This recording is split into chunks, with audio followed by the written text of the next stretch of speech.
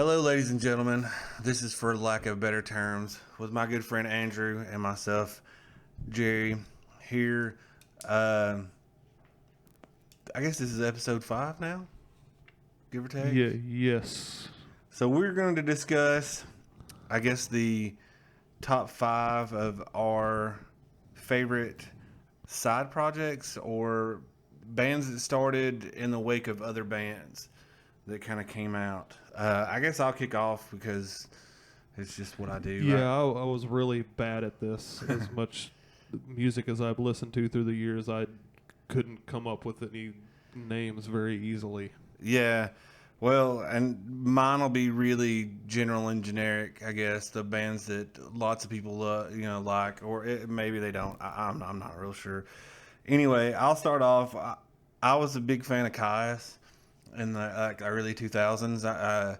I did a radio show, and there was a guy named Matt Rock that was really into stoner rock, and he introduced me to Caius.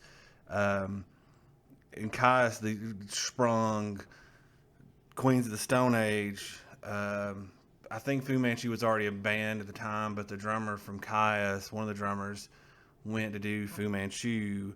But because of that, we've got all the Nick Oliveri bands that are like, he's in the Dwarves now. They did him and the singer from Caius did what is it, Vistacino or something like that.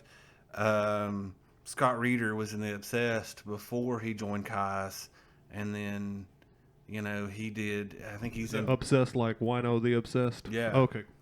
He did. He's done recording projects for everybody, and then he did. I think he's doing Fireball Ministry now.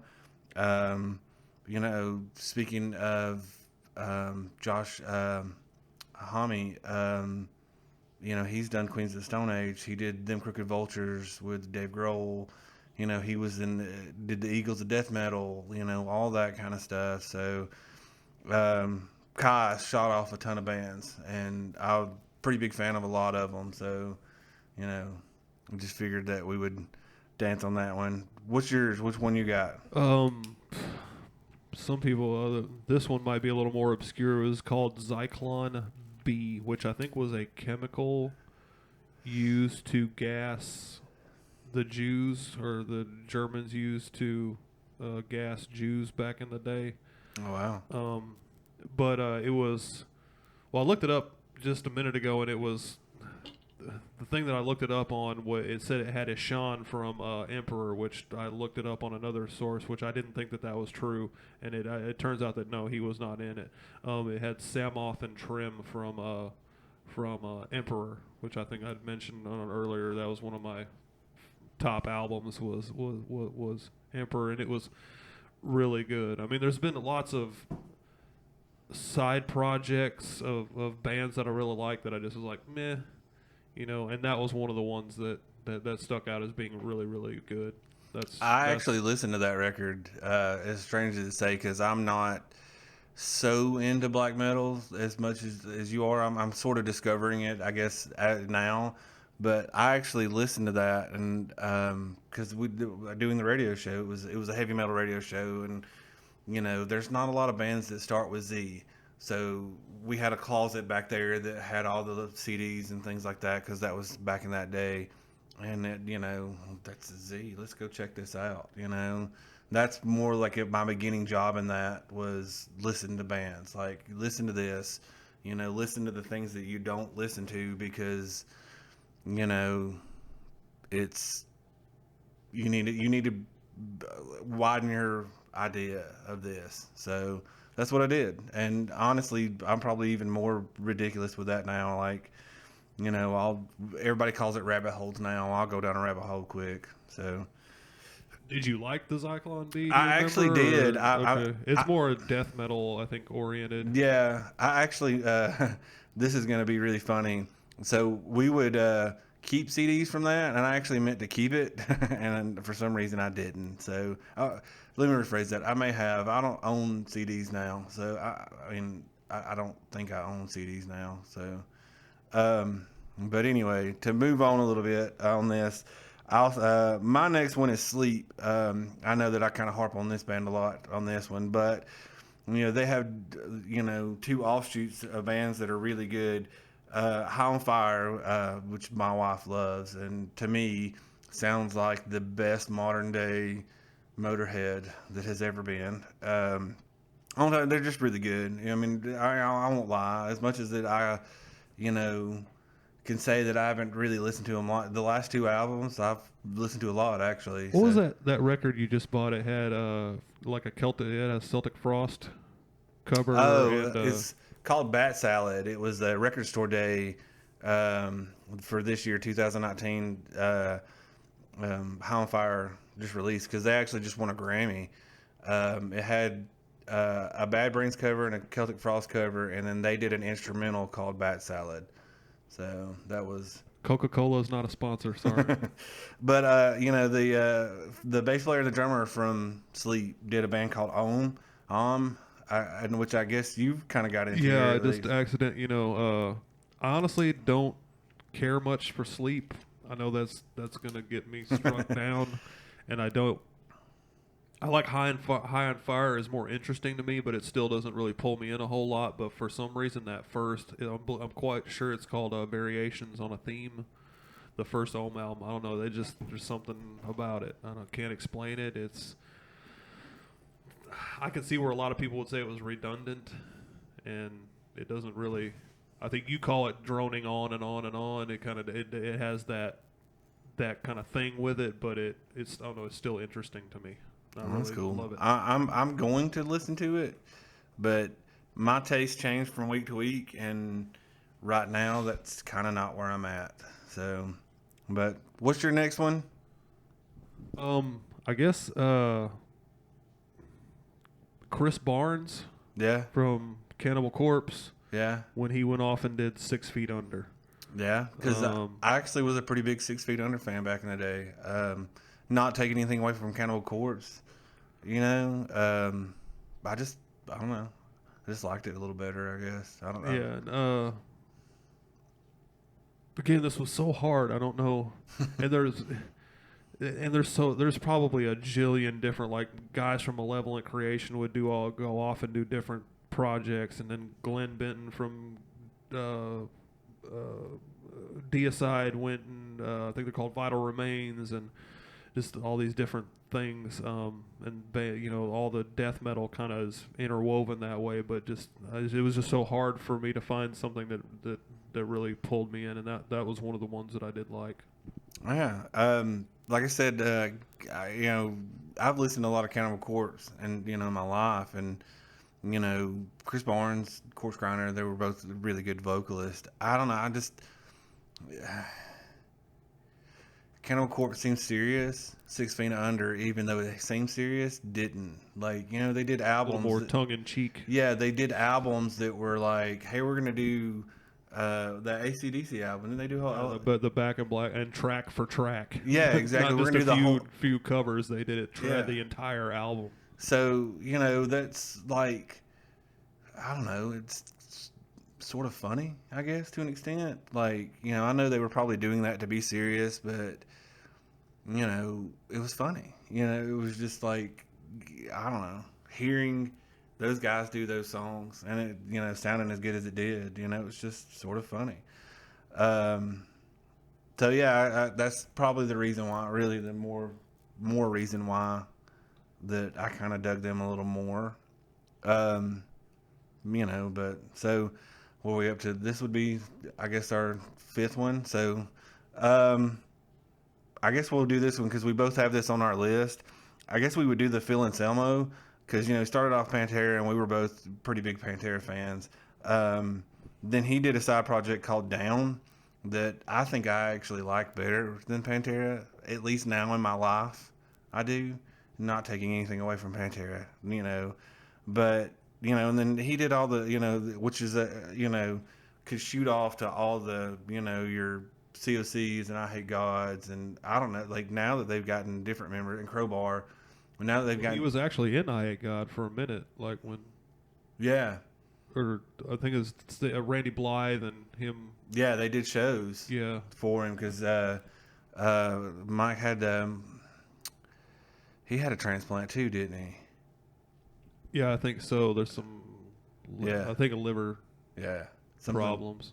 So, but you shoot off that just from down, all those bands that really we all love. Um, that kicks in. Then you go to like Superjoint. Yeah. Had some of the same members of Down, had different guys, but touring wise, it had like Hank the Third in it for a little while, and things of that nature. Going into Scour, which I don't know how much. Yeah, I think that's. I'm wanting to say Pig Destroyer, but I think that's wrong. I can't even be honest with you. I have no idea on that one. That's God. kind of the reason why I turned to you on that one. Gosh. But we Put it if YouTube still lets you do comments, put it in the comments. Who the guy?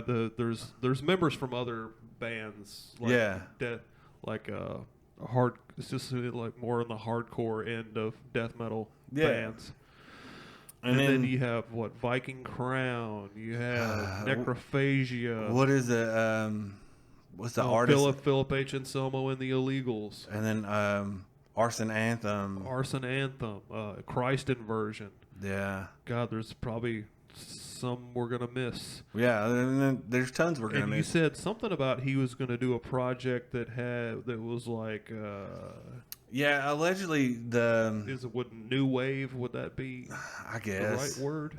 Goth pop. Goth punk, pop, like a la The Cure. I guess Joy Division, all that kind of stuff. So allegedly, they're doing a live show at Psycho Las Vegas. I'm super interested in it because it's completely off the norm of what he would do, and just to give it that chance of, hey, what would this sound like? What would how would he sound if I'm assuming he's the vocalist, so how would he sound? That kind of I guess idea on that one. But like I said, just from the Down, splitting that off too into like COC, and then Crowbar, I Hate God, and all those guys doing other projects too, things like that. I mean, then you talk about the Pantera guys. Rex Brown does his own solo stuff. He played in Down. He wasn't in Damage Plan though, was he? He was not in Damage Plan. He was in that Rebel Meets Rebel. He was in that. But then you got Damage Plan, and Hell Yeah, the Vinnie Paul was in.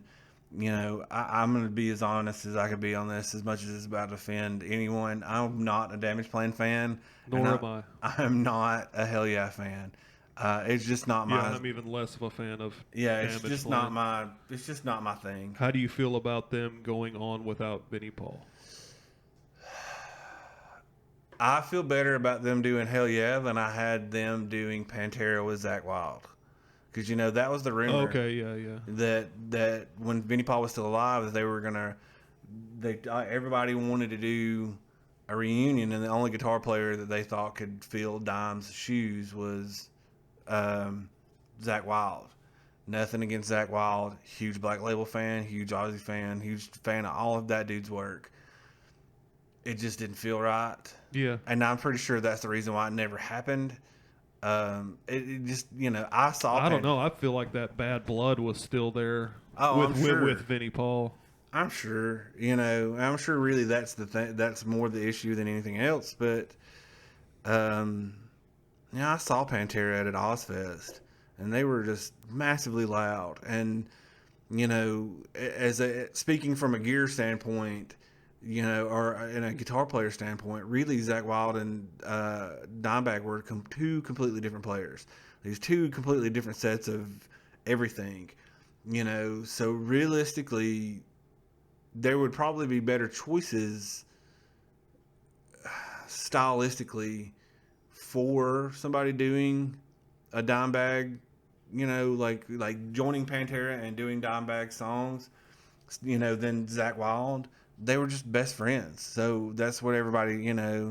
But can you imagine being the guitar player for that? Even if you were Zach Wild and having to go on stage and, I mean, I would think that, a couple of years ago when it possibly could have happened, that everybody would have been super excited about it. But honestly, can you imagine being, because what if you miss that note? Everybody knows the songs. You miss a note, and then you go backstage, and then like some guy like me that comes back there and was like, "You missed this note, and you missed this note, dude. This sucks. Like this is the worst time I've ever." You said. say, "Get the fuck out of my dressing room." Exactly, probably. And he's probably 10 times bigger than me, and has 50 security guards. Probably not, but whatever. But that's actually in. They were probably like right in front of us there, but like Zach Wild and himself, and hell, Ozzy for that matter. There's some that we forgot. I guess they were so obvious that they were. Yeah, and I mean, or you don't even think about them. Well, I mean, when we were talking before we started doing the episode, we were trying to talk it over, and it was like trying to think outside of metal. Like Ian MacKaye from Fugazi and Minor Threat, and the guys from Minor Threat. Brian Baker plays in Bad Religion, but he's done. I think he had an album just come out called by a band called the Beach Rats, and they had a ton of people from like the Bouncing Souls and just a bunch of punk bands. He did a few songs with the guys from Refused, and this may be the same band, but I'm kind of drawing a blank on everything. But just like that, and like more or less everybody from Bad Religion now is from a bunch of different bands because and they just like Bad Religion broke up a few times and they just went off and did other stuff, and that stuff was popular too, and it's just different things like that, the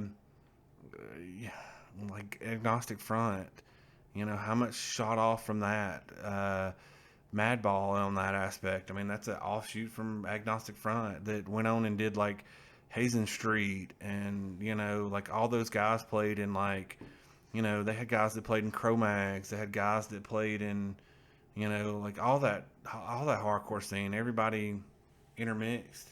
I don't know how big of a fan you are of the band Quicksand from the 90s, but that guy played in I listened to Manic Compression like a billion times. So the lead singer from that band, this guy named Walter, and I can't say his last. Aren't they coming back again? Yeah, they had an album that came out that was pretty good. But he used to play in the Gorilla Biscuits and Youth of Today, and they still he still tours with them. When the Gorilla Biscuits and Youth of Today tours, he goes and tours with them. And then he did a band called Rival Schools, and that record was amazing. And it sounds really like a really good Quicksand album, but it's just different guys. And it came out like early 2000s, that when rock music was still rock music. It's that we really didn't go over on all this because when you're sitting here thinking about how would you do this on on a show like this, it almost like you like pigeonhole yourself, I guess, for a little bit, and then you only think of what would be pertinent to us, when really it's all pertinent because it's all music. But anyway, I'm finished for today. If you are, we keep it under 20 minutes. Yeah, for the first time ever, like right at it. So I'm Jerry. This is Andrew. This is For Lack of Better Terms, and we'll have another episode up soon. Good night. Good night.